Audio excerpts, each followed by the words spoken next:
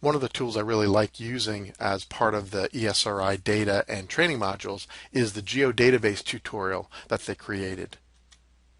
It was a great way to learn what a geodatabase was and all the different components on how we can add intelligence to geodatabase objects. So things like working with feature classes and feature data sets to organize our data, creating domains and subtypes and relationship classes. So this was an excellent tutorial. Unfortunately, this did not seem to make it to the next level of moving into ArcGIS Pro. And for the most part, that's probably okay. Time marches on, and there are some new materials that ESRI is starting to put out. But if you're like me, you've used this as a staple to really prepare your students to understand the basics of a geodatabase, and then from there they can bring in their own data. So I really like this tutorial, but as I said, it doesn't work with ArcPro 2.5 for a number of reasons. One being ArcPro no longer supports reading personal geodatabases, so the Microsoft Access versions.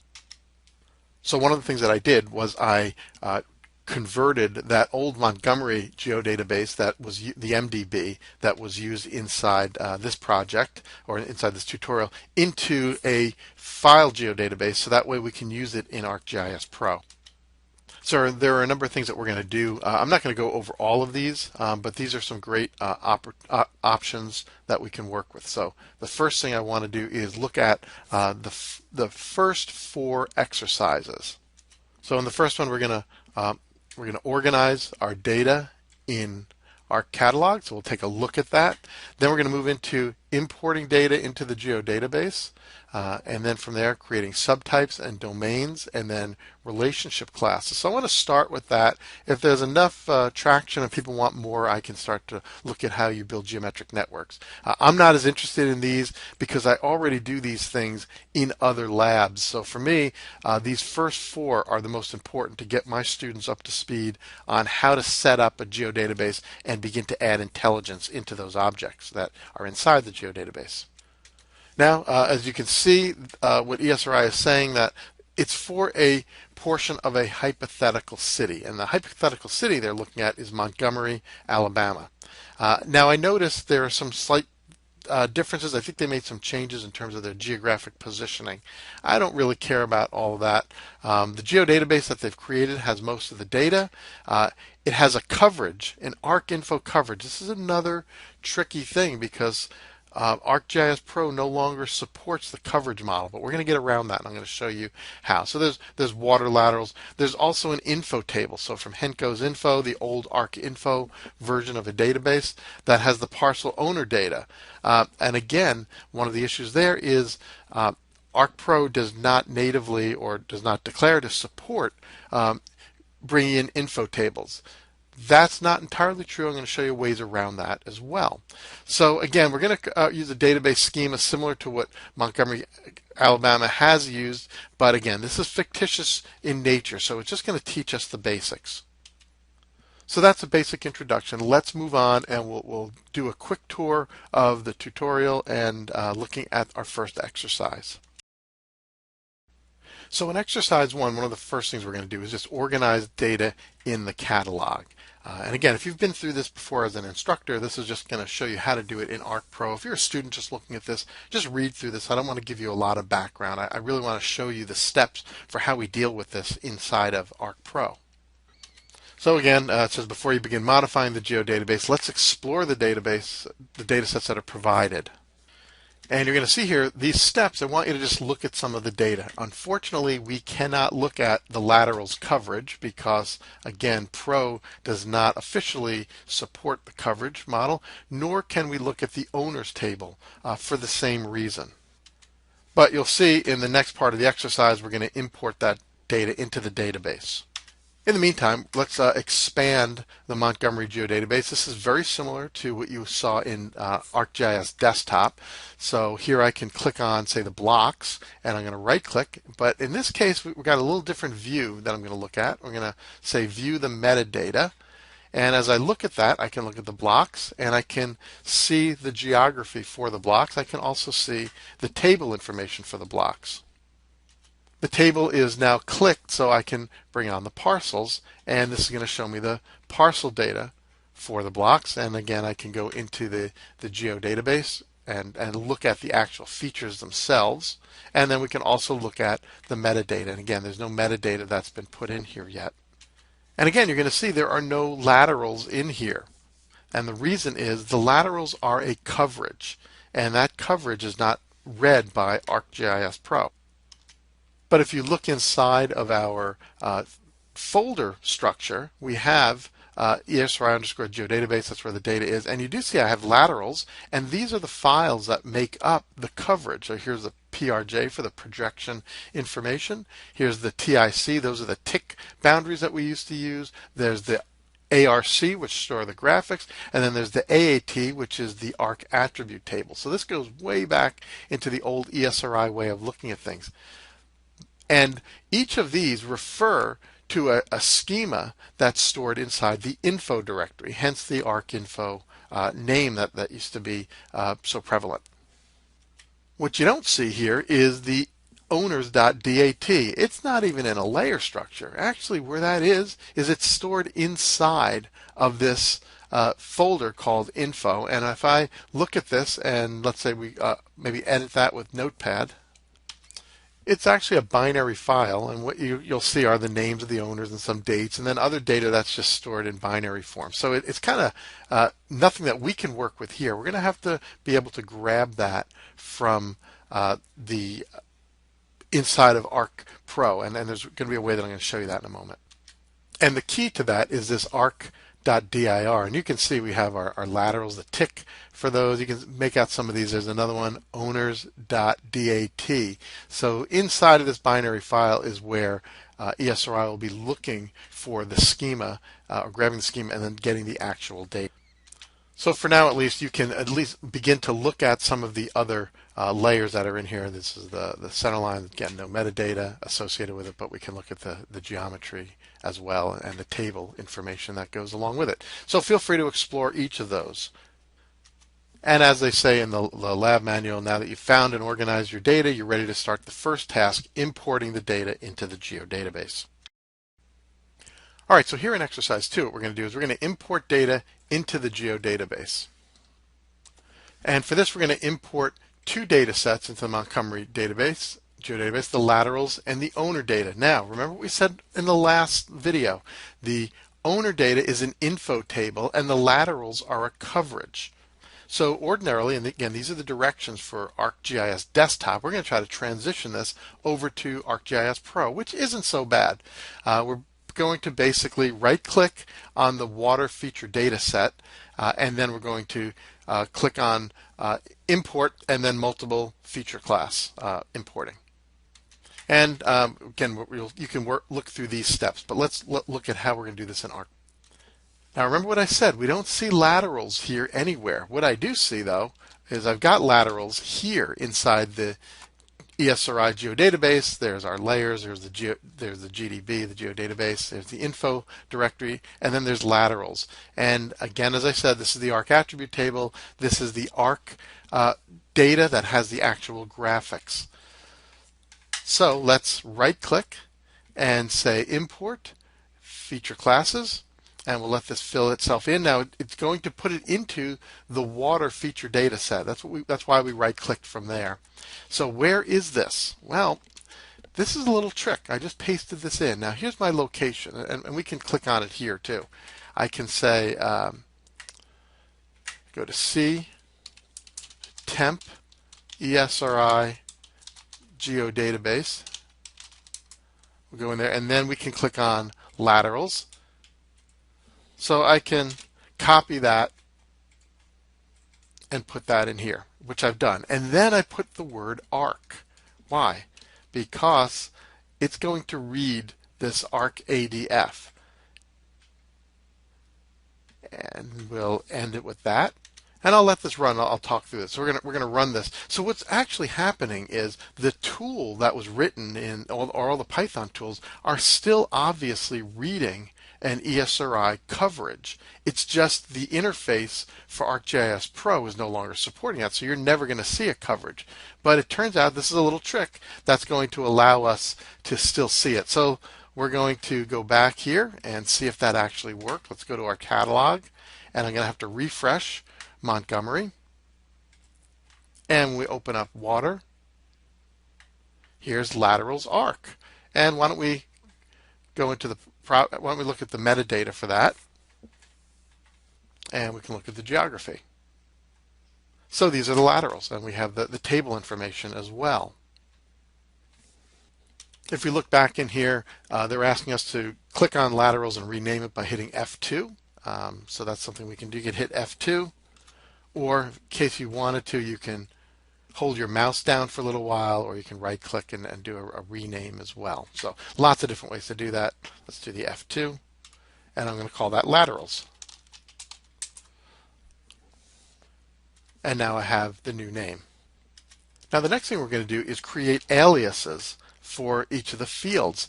This is a little different though. In ArcGIS Desktop, you were to right click on the laterals feature class and click on properties. That's not going to get you where you need to go. So I'm going to click here, properties. At least I don't see it.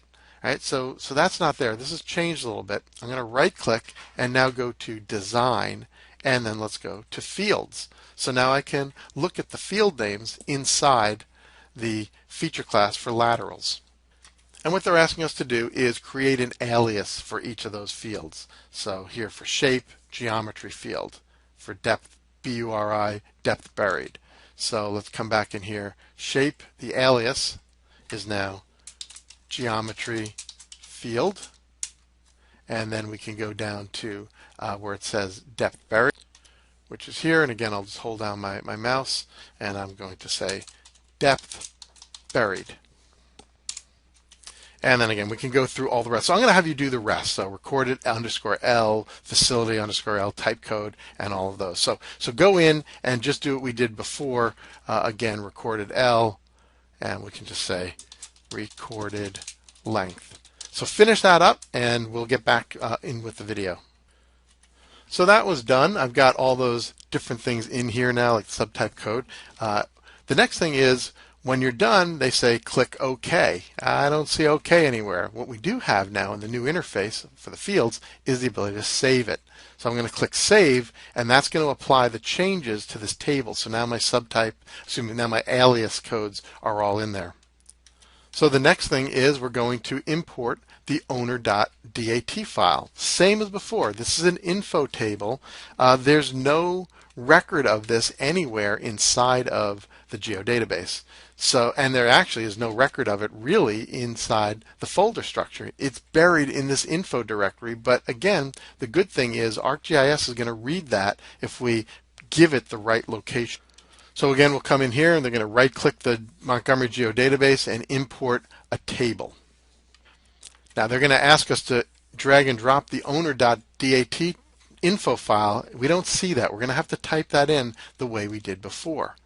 So let's come into our Montgomery Geodatabase and then click import, and we're going to import a table. Now I've gone ahead and filled out some of this, and again, C temp ESRI _Geodatabase owners.dat. Again, we can't see it, but we know enough. We have enough smarts to know that that's where it is. So we're kind of force feeding that there.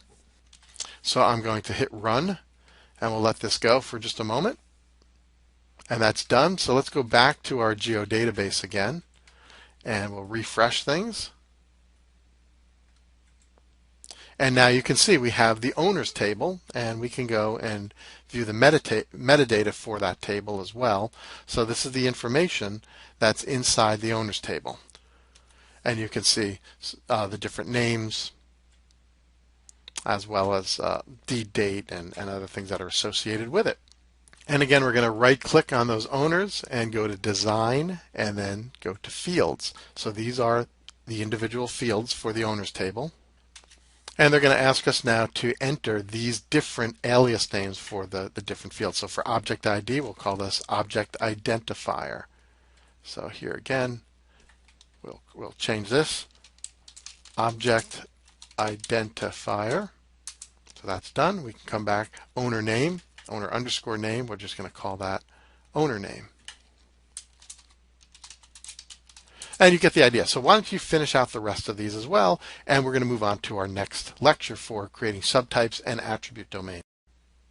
Okay, we're moving our way through, and now we're going to look at creating subtypes and attribute domains. By the way, I hope you did go back through and save your information. That's what I did in the last video. So again, you can read through this about we're defining rules on how the data can be edited and kind of how it behaves. They give some examples here, right? So suppose hydrant water laterals can have a pressure between 40 and 100 psi, while service laterals can have a pressure between 50 and 75 psi. So that's the whole concept of creating subtypes and attribute domains, that the same feature class can have different behaviors. And just as a reminder, these steps are all for ArcGIS Desktop, but it's not so bad. We'll be able to go through this. So the first thing they want you to do is right-click the Geodatabase and click Properties. So in this case, it's a little different. We're not going to find it under Properties, but we are going to find it under Domains. So I'm going to click that, and these are all the domains that currently exist in the Montgomery Geodatabase. And we're going to now click the first empty field and call it lat diameter for a new domain. And we're going to give it a description of type valid diameters for water laterals. I'm just going to copy that so I don't have to retype it. So we'll come in here and say lat diameter and valid diameters for water laterals. So now the next thing we're going to do is specify the properties of that particular domain. And if we go through here, again, read through this so you can see all the different things that domains do if you want to learn it. But under the properties, again, we're going to look at the field type and click float. Well, in this case, it's a different interface than what you've seen.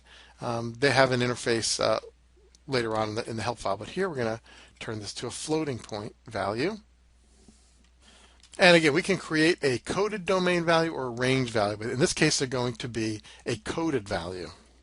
So we're going to look in here, and they've got different things about the empty fields for code and code values. So let's follow along with this table. So this is our coded domain, and now here's our code, which you can see popping up over here. So this looks a little different than the older ArcGIS Desktop. And the first thing they want us to do is type in 13 and make it 13 inches. So we'll come in here and make that 13 and then type in 13 inches. And we go to the next one. And you can see what we have here. There's 10 and 10 inches. So I'll put in 10 and 10 inches. And we'll go to the next one. And you can see 8, 6, 4, 3, and so on.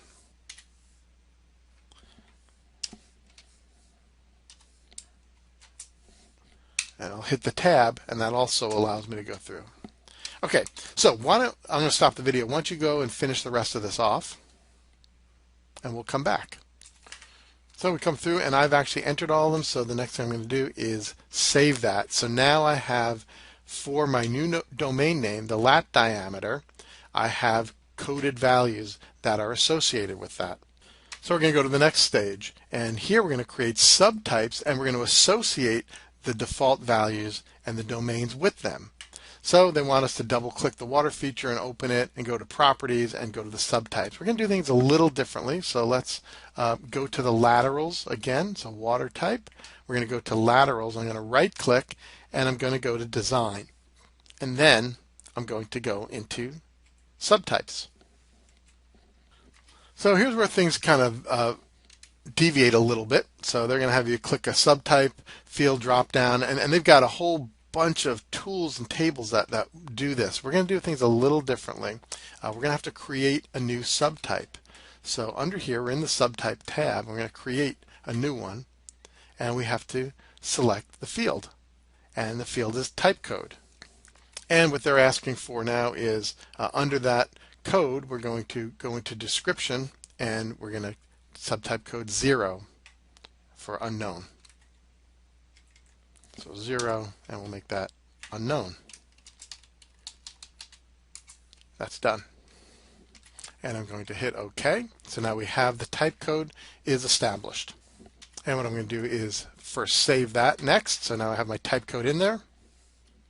And now as we go through, we're going to start to do the same things they're asking for. For the depth buried in the recorded underscore L field, we're going to make 0 our default value. So there's the H confined, which we did up here, and then depth buried and recorded L. So depth buried, the default value is, make that 0, and we have to find the recorded L, and here it is. Default value is 0 again. Let me make sure I type that in. There we go. The next thing they want us to do is click the default value field for diameter and type 8. So let's go find our diameter. Here we go. Let's type 8 in there. So now we have that. And then click the domain for diameter and click lat diameter. So the default domain is now lat diameter. Oops, I did it for the wrong one. There we go, diameter. Lat diameter. So that's done, and the default value is 8. Moving on, we're going to click the material field and type DI for our default. So let's find material, and we'll make that DI. And then the next thing is click material in the domain dropdown. So we have that here, and we're going to go to material. And that turns into ductile iron. So those are the default values. And notice these are all the ones that we have available to us. So we're actually controlling some of the attributes. So you can see what this interface looks like compared to this one, right? So things are a little different, so we just have to keep track of this. And again, here's where it's going to get a little more confusing. We're going to add new subtype codes for this. So hydrant laterals, fire laterals, and service laterals. So where do you do that? Well, again, we're going to have to go back in here. And we've selected our type code here. Create and manage. So for type code, we're going to create, we have 0. We're going to have another one that is 1. And this one is going to be hydrant laterals.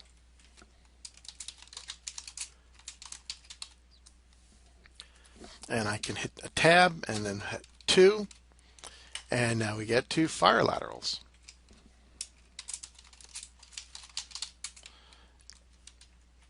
And then we'll go to 3. And the third one is service laterals. And that's done. Numbers. And the next thing you're going to do is, and I'm not going to bother with the video, we're coming up on 10 minutes here, so set the default values for depth buried, recorded L, diameter, the same way we did for the unknown subtype. And we'll do the same thing for the hydrants, the hydrant lateral subtype. We'll set those as well. So we're going to skip down here to step 18, which is click the default subtype drop down. We don't really have that here, so, and click service laterals. So what I'm going to do here for the type code is for service laterals, I'm going to come and I'm going to right click on that and say set as default subtype. So that's been set up in that fashion. So again, you're going to take a little more time, right? There's a whole bunch more things to do here, but at least we got you started so you can back up through the video and see how that's done. And then we're going to move to the next section, which will be creating relationships within our objects. Once again, don't forget to save so all the changes are applied. So see you in the next.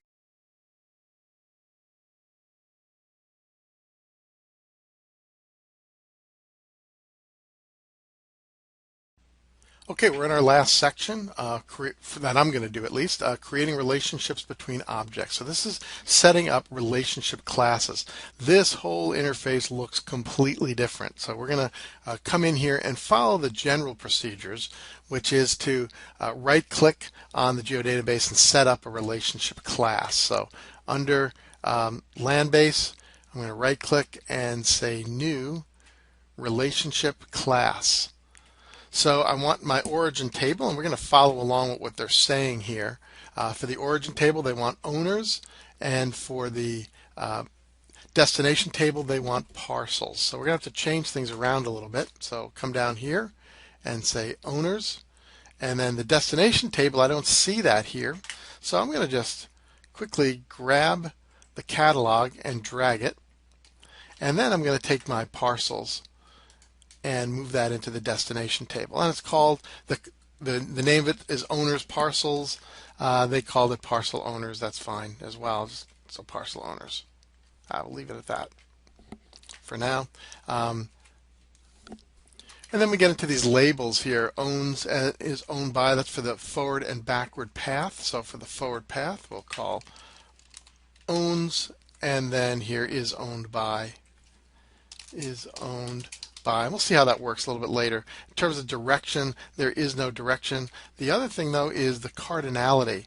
We want to change that to one to many. So this is now one to one, but now we want to have one to many.